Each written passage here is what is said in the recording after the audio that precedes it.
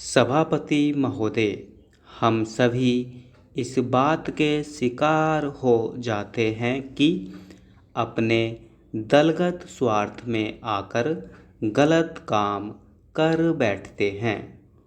कभी भाषा और कभी किसी प्रदेश के स्वार्थ में ऐसे प्रश्न उठाते हैं जो हमारे राष्ट्र की एकता को कमज़ोर करते हैं। अभी एक माननीय सदस्य ने यह प्रश्न उठाया और आरोप लगाया कि भारत सरकार कुछ प्रदेशों के साथ इंसाफ नहीं करती। भारत सरकार कुछ प्रदेशों के प्रति पक्षपातपूर्ण नीति अपनाती है। यही मनोवृत्ति है जिसमें एक प्रदेश को दूसरे प्रदेश के विरुद्ध भड़काया जाता है, एक जाति को दूसरी जाति के विरुद्ध खड़ा किया जाता है, एक धर्म को दूसरे धर्म के विरुद्ध खड़ा किया जाता है और एक भाषा और दूसरी भाषा वालों के बीच में भड़काव पैदा कर के लड़ाई पैदा करवाई जाती है। यही मनोवृत्ति है जिसको हमारे विरोधी दल के बहुत से लोग भड़काकर पैदा करते हैं। उनकी अपनी गलत नीतियों के कारण विशाल दृष्टिकोण नहीं होता है और वे ऐसे प्रश्नों को उभार कर अपना स्वार्थ सिद्ध करते हैं। स्पष्ट है कि ऐसे समस्त प्रश्नों का परिणाम हमेशा बुरा होता है। इसलिए मैं सभी राजनीतिक पार्टियों के नेताओं से अपील करना चाहूँगा कि जो प्रश्न हमारे देश के सामने हैं और जिन पर हम सबको चिंता हो रही है तथा जिनका हल निकालने की हम कोशिश कर रहे हैं, उन सभी प्रश्नों के ऊपर हम दिल से विचार करें। माननीय सदस्य ने एक अच्छी बात कही। उन्होंने कहा कि इन प्रश्नों का हल सड़कों पर नहीं होगा। मैं भी उनसे इस बात में सहमत हूँ कि इन प्रश्नों का हल प्रजातांत्रिक ढंग से ढूंढने का प्रयत्न करना चाहिए। हमें इनका हल प्रजातांत्रिक व्यवस्था के अंदर करना होगा।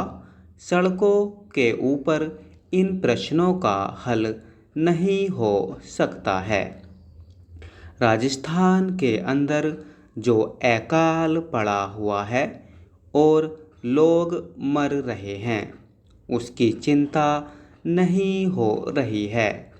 अब राजस्थान में जो संकट है और इस तरह के जो दूसरे प्रश्न हैं, उन पर हम लोग एक साथ बैठकर गंभीरता से विचार करें और उनका हल निकालें।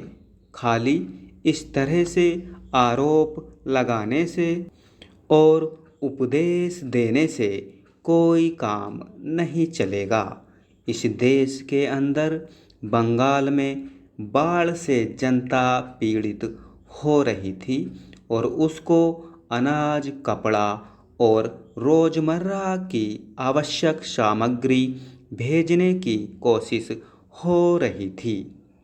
सभापति महोदय, उस ज़माने में रेलवे कर्मचारियों को भड़काकर के हड़ताल करना और फलस्वरूप एक ऐसी व्यवस्था पैदा करना जिसकी वजह से बंगाल के पीड़ित लोगों की कोई सहायता न की जा सके, उचित कार्य था। लेकिन यह कार्य मेरे घर के भाइयों ने किया था मेरा कहना है कि केवल उपदेश से काम नहीं चलता है।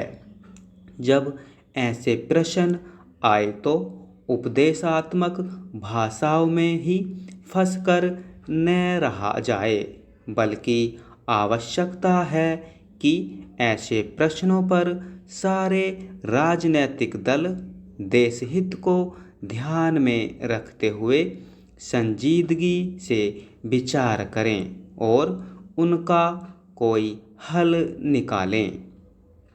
आज माननीय सदस्य ने प्रधानमंत्री पर कुछ आरोप लगाए। वे बड़े क्रोध में थे और इतने क्रोध में थे कि उन्होंने अपने मस्तिष्क का संतुलन खो दिया था। उन्होंने आरोप लगाया कि सरकारी कर्मचारियों के प्रयास से बड़ी बड़ी भाषाएं की गईं। मैं माननीय सदस्य का क्रोधित और उनका असंतुलित होना समझ सकता हूँ। उन्होंने यह भी कहा कि प्रधानमंत्री जी ने इन चुनावों के बीच अपने भाषण में जनमानस को ऊपर उठाने की कोशिश नहीं की, मूलभूत प्रश्नों को देश के सामने रखने की कोशिश नहीं की और आज जो राष्ट्रीय दिक्कतें और परेशानियां हैं उन पर जनता को शिक्षित करने की कोशिश नहीं की। प्रधानमंत्री ने अपने चुनावी भाषणों में देश के अंदर जो शक्तियां राष्ट्रीय एकता को भंग कर रही हैं, धर्म के नाम पर, जाति के नाम पर, भाषा के नाम पर या क्षेत्रीयता के नाम पर संकीर्णता की भावना पैदा कर रही हैं, जनता को उनसे सजग किया। प्रधानमंत्री ने इस बात को अनुभव किया था कि उत्तर प्रदेश, बिहार और उत्तर भारत के समस्त हिंदी बोलने वाले इलाकों में जनसंघ संकीर्णता की भावना का प्रचार कर रहा है। जिस प्रकार से जनसंघ सांप्रदायिकता की भावना को बढ़ावा दे रहा है, राष्ट्रीय शक्तियों को तोड़ने की नीति चला रहा है, उससे हमारे राष्ट्रीय मूल्य, राष्ट्रीय नीतियों और राष्ट्रीय एकता खतरे में है। इसलिए प्रधानमंत्री ने जनसंघ के ऊपर इस बात का प्रहार किया था कि वह एक सांप्रदायिक शक्ति है और उससे जनता को सावधान होना चाहिए। आज जो माननीय सदस्य का क्रोध है उसको हम ठीक प्रकार से समझ सकते हैं। उन्होंने एक सुनहरा सपना देखा था। स्टॉप।